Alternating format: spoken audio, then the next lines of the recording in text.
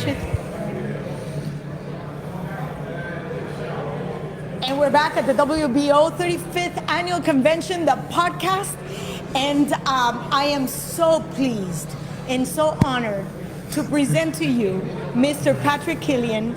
And if you guys have missed this picture, then you guys have not been paying attention. This is his artwork.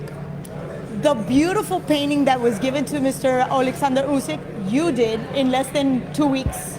Yeah, it was a bit of a thanks for the nice introduction. Yes, but I'm not done. So we've met many times. We've met a few times now. Yes, yeah, yeah. And I'm always amazed by the ability to capture not just the image, the face, but the personality of fighters like the Canelos, the Julio Cesar Chavez Jr.'s, the Julio Cesar, and the list goes on and on and on. Yeah. Oh, it's been a bit of a journey, you know. The last, I've been at this now for a long time, and I think all of a sudden, things are starting to materialize a lot more. I think the big one for me was Canelo. His team bought the piece, and it's just gone. Beautiful picture. Yeah, thanks. I appreciate you sending me that. Well, you posted the clip on your Instagram, and it's just going good. So just and to have this, Claudia, to see this when I walked into the hotel was nice to see, to see my work up there like that and produced on that scale. So let me backtrack a little bit. Just for those that obviously you're not in the forefront of boxing. No. Where are you from? I'm from the UK, in a little place called South Wales, from Calzaghe area. Yeah, Joe Calzaghe. And that's right. It's a very small village. Grew up in Cumcan. Started boxing at the age of 16 as an amateur, but so at the time I was boxing for my country, I was actually in college at the same time. So it's a very weird situation. Like I was this sort of in art college, but I was amateur boxing at the time. So the passion for me, that's where the passion came from, as an 18-year-old kid, and just sort of set out from there. Very nearly turned pro with Joe's dad, Enzo Calzaghe, in '97. But these things were hurting. I'd been to art college. I was just going to ask you. Yeah. I just felt that these were hurting so much that it just played on my mind a lot. And I thought, you know what? I got this talent. Do I just go pro? But I looked at it as a business, in a business way, man. I thought, well, it was a great story to turn pro and have this talent of painting the fighters and stuff. But I just thought, you know what? I'm just going to stick to the painting and just go down that route. And I think it's worked out, and it's nice that I got that passion for it, and it's lovely to meet the champions, and it's just fantastic. Well, the interesting thing is, boxing is a very jealous girlfriend. She doesn't like to share, and interestingly enough, you decided to take the side step. Normally, boxing is so absorbing of your life that it doesn't allow you to even have a hobby. This is your life. Yeah. From dusk till dawn. To be honest, it has become my it was a hobby, but it was a hobby back then. But obviously, it's become my passion. My drawing is I haven't got any children, but my work is my baby. I've said that a few times now to people, and it is just my life. So just my career, I was at the Atlantic City Boxing Hall of Fame. Give them a shout out, Ray McLean. So I'm the official artist to the Atlantic City Boxing Hall of Fame last week, and I presented all the fighters with their induction paintings. So it is from there, come straight out here, invited out with the WBO. So it is exciting times. So is it safe to say that boxing is a good lover for you? Yeah. She's like your side piece. Funny enough, I recently broke up with a partner about 6 months back. So, and that was probably due to traveling. Wow. So it's one of those things. Yeah, I insist. Boxing is one of those things. And I want to know what was going through your head. I understand. I spoke with Gustavo earlier, how he contacted you through social media. Yeah. How was that for you to get the phone call and say, hey, we want this painting and this is what we want to do? Well, it was. Do you know what was nice? I've exhibited quite a lot of times in New York, in particular the Stewart Hotel, which is right opposite Madison Square Garden. I saw this painting, the original. And this is where yes. I was there for that. But I was also, in fairness to Matchroom, I exhibited the piece at the fight as well, at the weigh-in and at the press conference. And Gustavo and Paco had seen this in the Stewart Hotel, and they bought some prints, and they said, look, we like this, we'll be in touch. And then Gustavo sort of messaged me and said, we'd like to discuss with you a couple of things, and that's what happened, and great opportunity. But as you said, like literally 2 weeks before, Pat, we need a painter. We want to commission to a painting of Usyk. So that was exciting as well, and I was just locked in, trying to get that done. And I tell you what was so nice for me was I had done the time lapse, and it's like, because I'm seeing something all the time in front of me, and I'm like, I knew it was nice, but I just wasn't sure. And then I sent it to Gustavo, and he come back and he's like, wow. And so that was really nice for me to get that message back off him. I had the opportunity to speak to Oleg just a few minutes ago. And I said, how did you like your painting? He goes, it's the best combination of my first fight in the US that was in Los Angeles. That was the belt. And my face is from last year. Yeah, it's from, me and Gustavo, we were looking at different reference images. And funny enough, I had to use his last fight, the image from that. It was just iconic. And but also those shorts. But I think those shorts are from his last fight. He was talking about the belt. He was talking about the belt, right? Yes. The WBO belt. So it worked well, and I wanted to capture the sort of Ukraine colours as well in the background with the sort of abstract feel to it. And obviously he's got the flag on his shoulder, but I wanted to capture the abstractness with the colours of the Ukraine.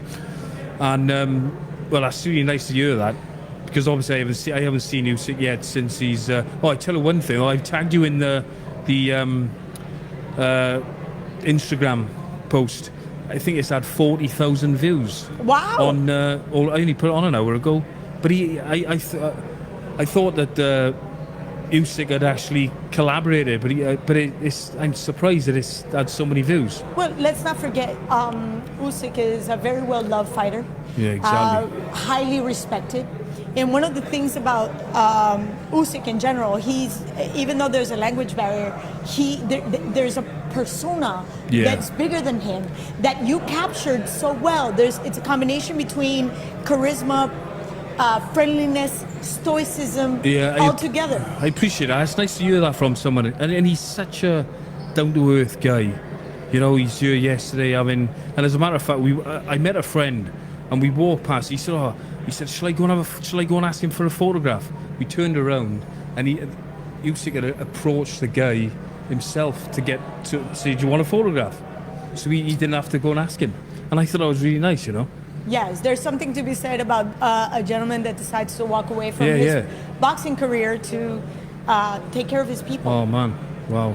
Let's put that in perspective. I mean, he's not just a fighter of the year because of what he does, his prowess in the ring. This is a man who understands the value of what he brings. His country, his country and motivation for his people. Standing up for something that he feels right. And with that being said, that's why it was so important when you see, we don't get a chance to see it. As a matter of fact, we have Katie over there.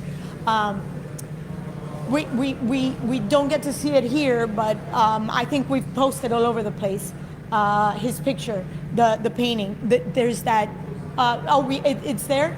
Thank you. And I shout out to my people, Ryan and Jeff. They're taking care of all of this. Thank you guys. So they're actually looking at the painting. And the truth of the matter is, usually it takes time to be able to capture all those details. And you did this in how long? Well, I think I had less than a week, to be honest, and it was I got it done though. That's the main thing. So were you with like a hairdryer Well, making sure that it dried? I actually didn't sleep. I went right through the one night from like the day until the morning. I did that twice, just to make sure. I do that quite often actually. I quite enjoy it because I like when I'm home and I'm working in the studio.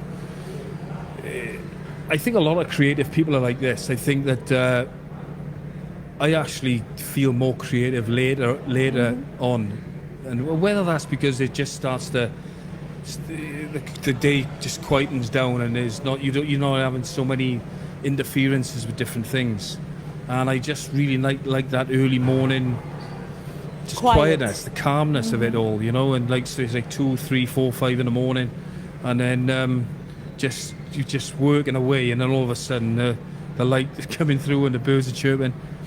But it's good, you're in that moment. You just add it.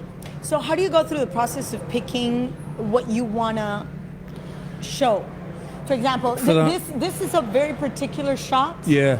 The expression on Katie, and obviously the intensity in Amanda, and obviously when we have those pictures, it's a moment in time. But how do you pick them? Well, for that piece there, the Katie Taylor, it's looking at so many different types of reference. They might even be looking at the video as well. And I'm trying to find some of the works that, to combine them both, especially if it's a fight, and combine them both together. But that particular piece worked perfect. It did work very well. And because just for background, you actually did this before the fight. Yeah, the painting was produced before the fight. Just so people don't think that there was a picture and you reproduced it. Well, funny enough, I get the odd message saying she didn't wear that colour shorts, and I got to reply back and say, well, it was painted before the fight. But I got to remind people, this is literally your own research and picking a moment on the fighters individually. I tell you what was quite funny with this piece was that I messaged Serrano, and I said, what shorts you wearing for the fight? And she got back to me, in fairness, and she sent me a picture, but I'd already started it. Mm-hmm. And I said, well, I've done it like this. And she said, oh, that's perfect. She said, I love it. Because I added the flag of the tag that they had. So that's why I done them. And she said, oh, it's perfect. Leave it as it is. So I didn't change it. I didn't put the shorts that she was wearing. Wait, but hold on a second. Excuse my ignorance. My artistry goes as far as stick people. That's it. Right. So how does it work? Okay. So these are not the shorts. So you just go and scratch it, or you just paint over it, or yeah. That's what I would have done if I had to. Really? I would have just painted over it. It wouldn't have been a problem. It depends if it's oil or acrylic. But a lot of these are acrylic, so I can paint straight over acrylic. Ah. Yeah, because it dries very quick. If it's in oil will take. It can take days to dry. That's why I was just asking. Scrape it off. You can scrape that off. If I think once you're confident with that, it's not really an issue, Has any fighter ever come back to say, "Hey, why did you make my nose so weird?" or "Why do I look so weird"? Funny you should say that. I think. I figured that would happen. I think it was. I think it was Kovalev. I did Canelo Kovalev. It wasn't a bad thing, because in fairness to Kovalev, he actually reposted it. Was it the picture of him hanging on the ropes? But I think that it was him throwing with Canelo. And I think Canelo was throwing something, and I think Kovalev was coming over the top. But he said, he's got a better position than me. So it was like a funny. It was nothing, There's that epic picture that I actually took of Kovalev hanging from the ropes. Right. That picture was replicated thousands and thousands of times. I didn't do that. No, but it's gotta be. It's again going back to how do you pick? You're looking at video. I just look at lots of different reference, and funny you should bring that up, because if you look at any celebrity, or any person, right? And you look at 10 photographs of that person, eight of them won't look like him, because we have a perception of that person, especially film stars, especially celebrities. a film star we picture them in a certain way from a specific movie. So then when I come to paint a specific person, if they're not in that character, it ain't gonna look like him. So I have to research and look and think, yeah, that's him. Like the Usyk piece, you know, there's a lot of pictures out there that don't even look like Usyk, as we know him now.